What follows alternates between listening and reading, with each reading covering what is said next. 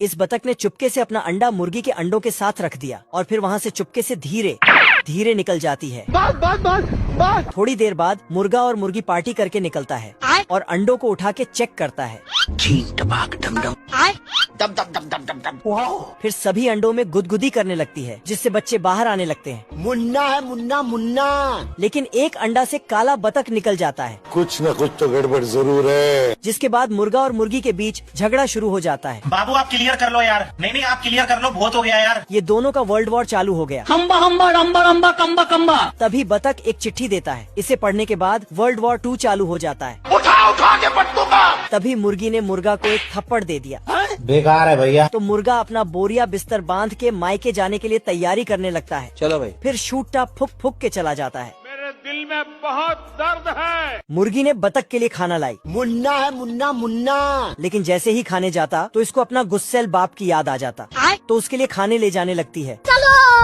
इधर मुर्गा बीड़ी पी रहा था। अच्छा। बतख इसके लिए खाना लाती है, लेकिन इसने इसको लात मार के भगा दिया।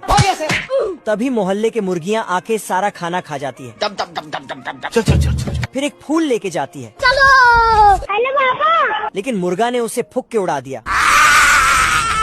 मैं मरी जाऊंगा भगवान। बतख दुख में एक खत लिखती है और उस खत को मुर्गे के टांग में लटका के चली जाती है। साला ये दुख का खत्म नहीं होता बे। अपनी दुख भरी जिंदगी से दूर जाने लगती है। तभी दूसरे बच्चे उसे रोकने लगता है, ऐसा मत करो मेरी जान। पर बतख नहीं रुकता अरे बाबरी क्या कर रहे हो तुम? और पानी में कूद देती है।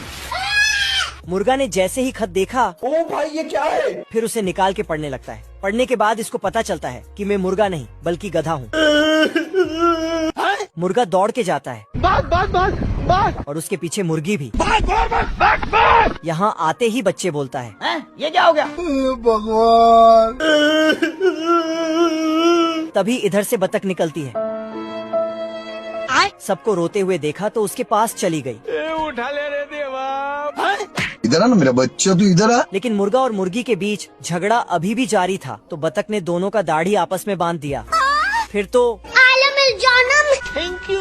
ये मुर्गा आया और अपनी पहली बीवी के अंडे को नाप तोल करने लगता है। लेकिन एक अंडा छोटा निकल जाता है तो मुर्गी को बहुत सुना देती है। तुम्हें शर्म है? कुछ शर्म आया है? मैंने कुछ नहीं किया। फिर अपने दूसरी बीवी के पास गया तो उसके अंडों से बच्चे बाहर आ रही थी। हेलो पापा, लेकिन एक अंडा से बच्चा बाहर नहीं आ रहा था। तो इसने छिलका हटाया तो काला बतख निकलता है, क्योंकि कुछ समय पहले बतख के ऊपर शिकारियों ने हमला कर दिया था। अभी बता दे भाई। इसलिए भागते भागते आके मुर्गी के अंडों में छिप जाती है। बाल बच गया रे देवा।